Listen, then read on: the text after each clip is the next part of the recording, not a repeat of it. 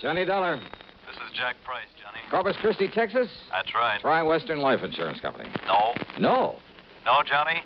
I've just taken over the office of Providential Property Insurance down here. Oh, that's a good company, Jack. Only I'm beginning to wish I hadn't. Oh, what's the matter? Less than a week heading up this operation, and I get presented with a claim for $465,000. Wowee. But maybe, I hope, you could keep us from having to pay it. Well, I don't know about So, that. Johnny, if you'd like to earn yourself a nice big commission in addition to your expense account, of course. Now, let me see. My commission on $465,000. Tell me all, Jackson. You fly on down here, and I'll be glad to. Right. I'll grab the first plane I can.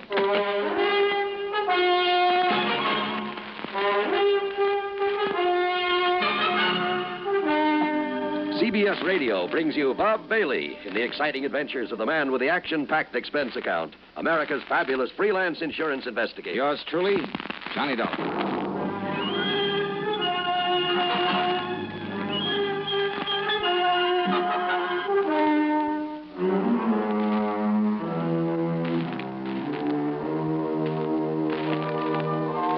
Expense account submitted by Special Investigator Johnny Dollar to the Providential Property Insurance Company, Corpus Christi, Texas office. Following is an account of expenses incurred during my investigation of the Canary matter. After hanging up on him, I realized that Jack Price hadn't told me a single thing about the case he wanted me to handle. But who cares when it means a commission on nearly $500,000? So item one on the expense account is $128, plain fare and incidentals, Hartford to Corpus Christi, Texas. Price met me at the Cliff Mouse Airport. We piled into his car and headed for town. Johnny, I've made a reservation for you at the Driscoll Hotel on North Broadway. Oh? You get yourself a good night's sleep, and you can start on this matter first thing in the morning. Well, what's the matter with right now? At least you can tell me what it's all about. Well? The Canary Diamonds. Canary? Yeah. You mean they're for the bird? Oh, now, wait. I'm sorry. Matter of fact, Johnny, they happen to be the most perfectly matched set of yellow diamonds in the world. A necklace, a brooch, and a solitaire and a ring. Called the Canary Diamonds because of their color. No. They were stolen from Mrs. Clara Barnes Smithwick Tyson Brownfield. Oh, brother, that's a mouthful. Now, who is she? The reason she's so loaded with jewels, and about everything else an old lady could want, is that Tyson made a few $1 million in oil, and when he died about 4 years ago, he left her a considerable fortune, mostly in the stock market. Tyson? J.R. Tyson. I thought you said her string of names ended in Brownfield. About a year ago, she married young Augustus Brownfield. Oh, I see. Brownfield loaded, too? He's been up and down over the years. Mostly down, I'm afraid. Until he married the rich widow Tyson. Well, yes. How old is he? 10 or 15 years younger than she is. About 45, I'd say. Uh-huh. So that's it. Now, Johnny, you and that suspicious mind of yours. What, Jackson? You'd make a suspect out of your own mother. Oh, look, where there's nearly $500,000 involved. But you're wrong if you think he had anything to do with the loss of these jewels. I'm sure of it, Johnny. Yeah, we'll see. Oh, I've known Gus Brownfield for years. I'm sure he's on the level. That's why, in spite of all his wife's money, he's trying so hard to make a go of his little cannery business. Cannery? It's just a small operation for the luxury trade. What do you mean? Oh, kumquats, guavas, lychee nuts, things like that. For the fancy restaurants. Real expensive stuff. Oh, I see. His customers are mostly places like Antoine's in New Orleans, Romanoff's in Beverly Hills, the Chambord in New York. Even some of the fancy cafes in London, Paris, and Rome. But now, how and when and where did these Canary Diamonds disappear? Well, it was several weeks ago. They'd gone out for the evening. No servants? Only the deaf old cook in her little room in the basement. The others were all off duty out of the house. And? Well, when they got home, she went to the wall safe to put back a pair of earrings she'd worn. When she opened it, she found the Canary Diamonds were gone. Anything else taken? No. In spite of the fact there were other valuable things in the safe. They called in the police, I hope. Oh, of course. Well, what did they find? Nothing. Fingerprints? Whatever prints may have been on the dial of the safe have been carefully wiped off. The only thing the police are sure of is that it was a professional job. Hey, Jack, who knows the combination of that wall safe? Only the two of them, Mr. and Mrs. Brownfield. You're sure of that? That's what she told me when she reported the loss. Oh, she reported it? Yes. And he was the only other person who knew that combination? Johnny, they were out together that evening. Where do they live? Let's go over and see them. At this hour? Sure, why not? Well, besides, I told them I'd bring you over in the morning. So what? And if they don't expect us, well, who knows? Maybe we'll learn more than when they do. Johnny, if this is because you suspect Gus Brownfield... Now, did I say that? It's what you mean, isn't it? Come on, Jackson, let's go see him. Well? All right, Johnny. Whatever you say. The Brownfield home was a mansion, a beautiful place worth plenty of money. Mrs. Clara Barnes Smithwick Tyson Brownfield was about 60, I'd say. She was a lady in every sense of the word, with the sort of quiet dignity that goes with wealth and good breeding. Her husband, Gus, was at least 10 years younger, and, well, he seemed like just an ordinary, hard-working, nice, good-looking guy, sincerely devoted to his wife. Yeah, I must admit I liked him immediately, but then sometimes that's a danger sign. Anyhow, he pretty much repeated what Jack Price had told me, including the fact the police had gotten nowhere. So, if there's any way I can possibly be of help to you, Mr. Dollar? It's not so much the money, Mr. Dollar. Though heaven knows the diamonds do have monetary value. That is the understatement of the week. Well, yes, I suppose it is. But when I think of some thief taking those beautiful stones out of their lovely mountings to dispose of them... Mr. Brownfield, you and your wife were together all the time the night they were stolen? Yes, we were attending a party at the home of... Oh, no, wait. Yeah? Why, yes, dear. You left us for a few minutes to go over to the Canary. Yes. Why? Well, when we'd passed it on the way to the party... Yes? Well, I'd noticed that someone had left the lights on. Probably someone who'd worked late. Who? Well, frankly, I don't know. Well, go on, please. Well, the party'd been rather dull, so I used that as an excuse to leave for a while. Yeah? I drove on over to the Canary, took care of a few odds and ends at my desk, turned out the lights, and then drove back to the party. Then we came home and found that the diamonds... Mr. Dollar. Yes? If you're thinking what I think you are... That your husband had plenty of time to come here during his absence from the party? Well, now, look here, Plus the fact that he knows the combination to the safe? Young man. No. What? No, Mrs. Brownfield. I was thinking of something you said a minute ago. About the thief disposing of those jewels. But, Dollar, if you think for 1 minute... Just hold your horses, please, Mr. Brownfield. Young man, this is outrageous. I refuse to listen to anything more from you. Yeah? Yes. Well, I think you'd better, Mrs. Brownfield. If you want the Canary diamonds back.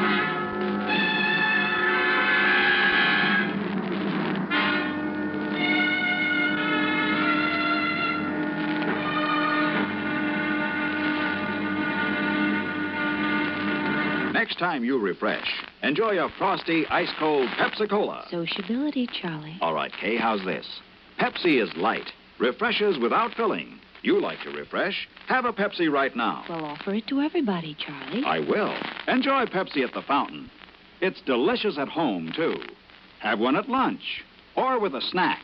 Charlie. At the beach or at dinner. Wherever you go, wherever you're thirsty, Pepsi is there. It's here, too, in our Be Sociable song. Be sociable, look smart, keep up to date with Pepsi. Drink light, refreshing Pepsi. Stay young and fair and debonair. Be sociable, have a Pepsi. For the weekend, have plenty of Pepsi around. Pick up an extra carton today. CK, I'm sociable. With Pepsi, everyone is. And now, Act Two of yours truly, Johnny Dollar.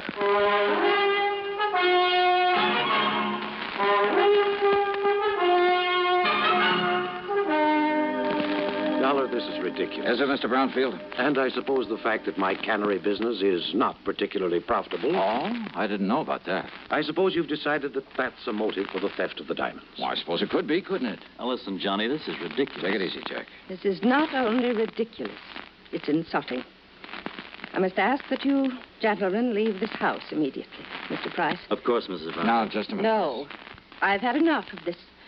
Did I say I suspected your husband, Mrs. Brownfield? Did you need to? No, because I didn't mean to. What? That's right. But I did say that your talk about how a thief might dispose of the stones gave me an idea. You mean about how someone else might have taken them and will try to get rid of them? Something like that, Jackson. But who, Johnny? Yes, Dollar. Young man, I still resent your implication, deliberate or otherwise. On the other hand, Mrs. Brownfield, since your husband might seem to be the one logical suspect... Young man. Perhaps I'd better play a little hunch I have before talking any further with you folks. Young man. Come on, Jack. Take me over to my hotel. My snide suggestion that Gus Brownfield at least could have taken the stones had got a reaction, all right. But it only convinced me that he was in the clear. The police had decided the whole thing was a professional job, and it would have taken a pro to crack that wall safe. And a pro would have sense enough not to try disposing of such distinctive stones in this country, in or out of the original settings. A pro would have some way of getting them out of the United States. But to where? And heavens knows he'd had plenty of time to get them almost anywhere. So there in my hotel room, still acting on a hunch, I was about to make a transatlantic phone call, but I didn't. Not then. Yeah? Johnny? Who's that? Doc. Doug Johnstone? That's right. Well, Hey, Johnny. come in, Doug. Come on in. Well, so you couldn't stay away from our fair city, huh? Yeah, oh, how'd you know I was here? Hey, sit down. Oh, thanks. Why, I just happened to run into Jack. Jack Price. He told me he just dropped you off and told me why you'd come. Oh? I knew that if I didn't step in and give you a hand, why, that other Jack would never forgive me. The, other Jack? Yeah, Jack Johnstone, that wayward brother of mine out in L.A. Oh. Dramatizes all these wild cases of yours, puts them on the air. Hey, you know something, Doug? I've often wished I could drag that brother of yours into some of these cases to see what it's really like. You know, all he does is write them up and put them on tape. If he'd help me figure some of them out for a change. Won't I do? Huh? Matter of fact, I have figured this one out. Oh, so now I have competition. Hey, you're serious? That's right, Johnny. The man who stole the Canary diamonds is now resting comfortably in a local Who Scout. You're kidding. Then I'll keep this clean. Oh, sure. Look, Johnny, Gus Brownfield's an old friend of mine. So when the stones were stolen and looked as though Brownie might be suspect, well, I decided to play detective. Yeah, well, keep talking, Doug. And I hope you haven't put me out of business. I've tried. Who knows? Maybe I have. Anyhow, I'm pretty familiar with Gus's cannery and the people who work in it. Yeah? And there was one man in his shipping department. Well, when I heard about the robbery, I started digging through old newspaper files down at the library. It took me weeks, Johnny, but I knew I'd seen that guy's face before. And sure enough, I found his picture alongside the story of a jewel heist that took place 15 years ago. Who is he? Les Murdoch. That means something to you, huh? Oh, Fingers Murdoch. Sure. Safe man for that International Gems gang back in 45. That's the guy. Yeah, but I thought he got 20 years. Well, good behavior got him off nearly 2 years ago. And he was working in Brownfield's cannery? In the shipping department. Oh. Well, I told the police about it. We descended on him a couple of hours ago, gave him a cock and bull story about having found some of his fingerprints around, and he confessed. Well, good. Good work. Well, now that I've solved the case for you, you can buy me a drink and be on your merry way back to Hartford. Sure. And the jewels? The jewels. Well? Well, Johnny, the police have tried every trick in the book on him. He won't say what he's done with them. In other words, my end of this case is only beginning. What do you mean? Bring the dirty criminal to justice? That's for the police, not me. What I'm hired to do is get those diamonds back. Johnny, if Murdoch won't say what he's done with them, and believe me, there's nothing in the world that's going to make him. You got any bright ideas? What'll you do? Well, you want to know something, Doug? You got a good question.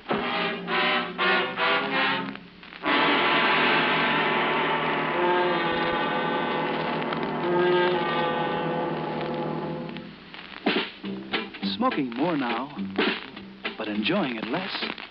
Have a real cigarette. Have a Camel. So good. Have a Camel cigarette. So rich. Have a real cigarette. Have a Camel. So mild. Have a Camel cigarette. And here's the reason why. Best tobacco makes the best smoke. Have a Camel cigarette. You can say that again. Best tobacco makes the best smoke. Have a Camel cigarette.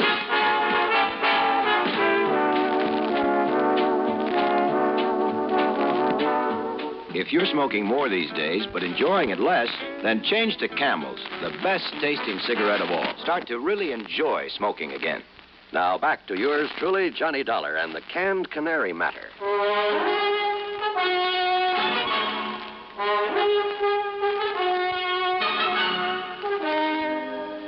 I went down to the Corpus Christi Central Jail and wasted an hour trying to get something out of Fingers Murdoch. Go on, Dollar. Get out of here and let me sleep. Murdoch. And don't give me this bull again about going easy with me if I tell you where the rocks are, because I know better. Look, listen to me, will you? Instead, I'll just serve another stretch, and then when I get out... If you live that long. Then I'll pick up the dough for him and live on Easy Street. Then you passed them on to a fence, huh? Did I say that, Dollar? Now, go on. Get out of here. You bother me. Then I remembered about some of Murdoch's earlier activities, about his international connections, about the impossibility of successfully disposing of the Canary diamonds anywhere in the United States. Item 2, 10 cents for a phone call to Mr. Brownfield. Yes, there had been a shipment of canned goods the day after the robbery to an outfit in Paris called Imperial Import Company. The shipment was supposed to arrive there late today. Item 3, $12 for a transatlantic phone call to Paris to a wormy little character named Louis Dumassac, who had another name for himself. Oui, monsieur. This is your oldest, your dearest, your most devoted friend, Le Jacques, the Great Cat. Yeah, devoted friend, huh?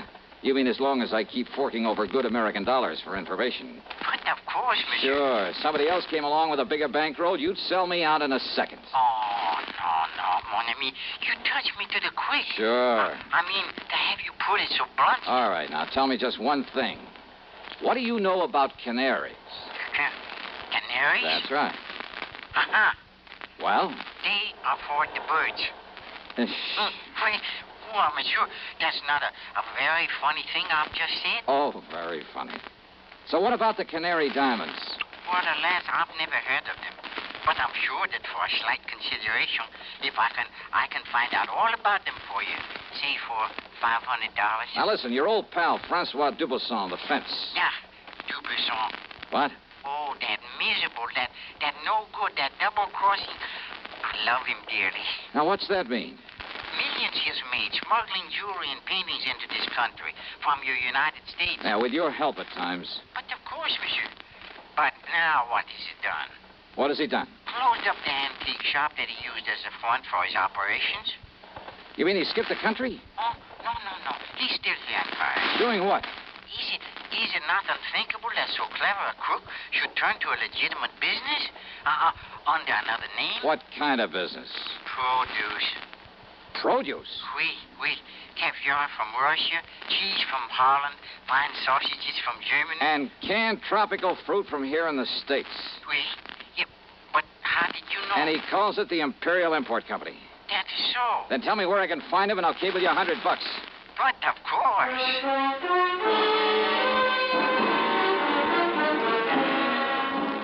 Item 4, a real wild one. $488, transportation to the airport, to Chicago, to Paris, France.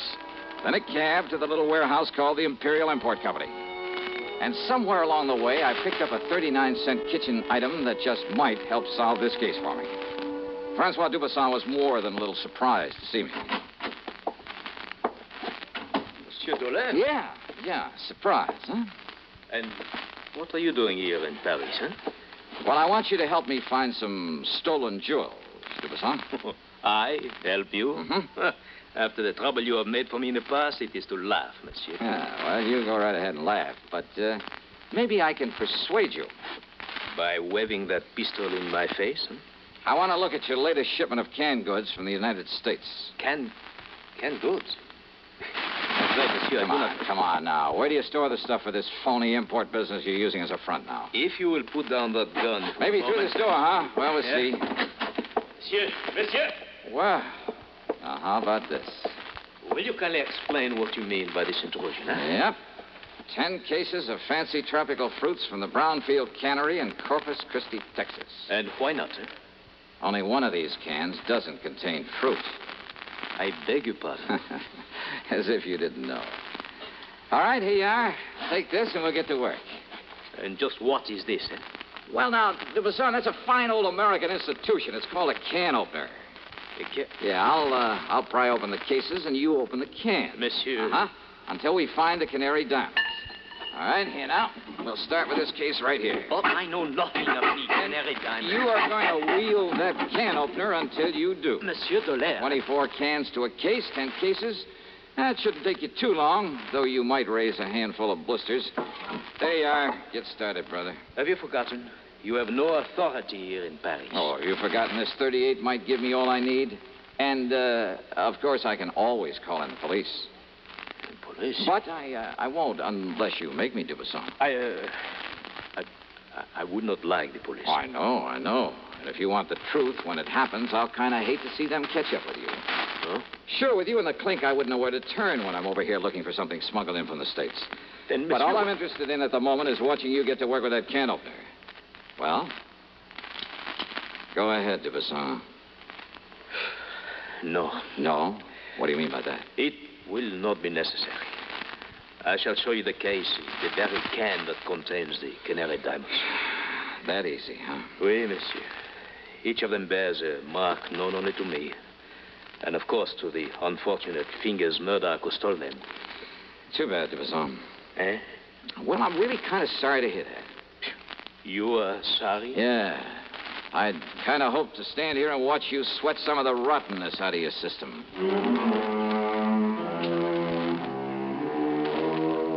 Thanks to its Paris representative, the company was able to arrange for getting the stones back to the U.S. As for Dubuisson, well, I suspect he was long gone when the police arrived at his place. Expense account total, including the trip home, $1,121 even. And, don't forget my commission on this one. Yours truly, Johnny Dollar.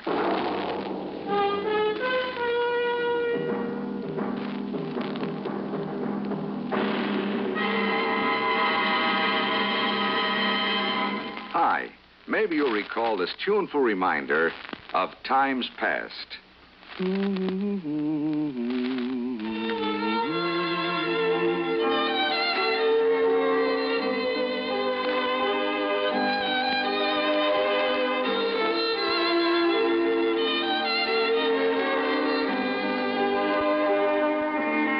This is Dennis James with something else worth remembering. It's this. You're so right to stay regular with Kellogg's All Brand. See, it's the normal, natural way to youthful regularity. The whole brand content of Kellogg's All Brand supplies your system with all the bulk-forming food that you need every day. There's only one All Brand. It's Kellogg's All Brand. So relieve irregularity from lack of bulk, as millions do, with a bowl full of Kellogg's All Brand each morning. ALL-BRAN. It's Kellogg's All Brand. Now, here's our star to tell us about next week's story. Next week, a wild flight across the country after a beautiful girl, and possibly a murder. Join us, won't you? Yours truly, Johnny Dollar.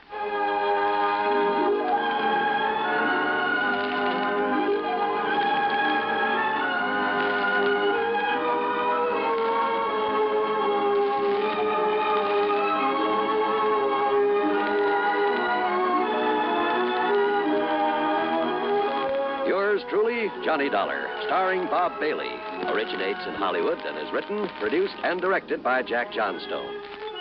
Heard in our cast were Virginia Gregg, Jack Edwards, Russell Thorson, Stacey Harris, Jack Crucian, Forrest Lewis, and Tony Barrett. Be sure to join us next week, same time and station, for another exciting story of yours truly, Johnny Dollar.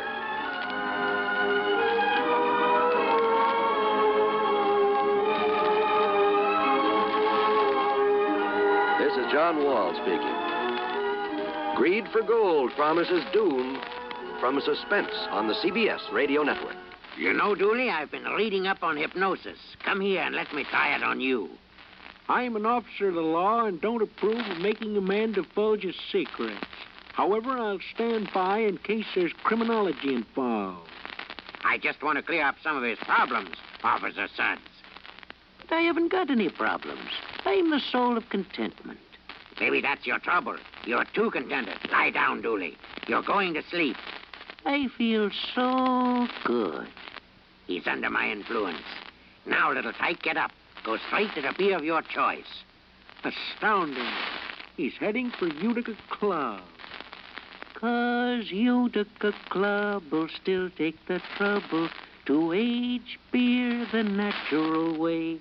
Utica Club, you see.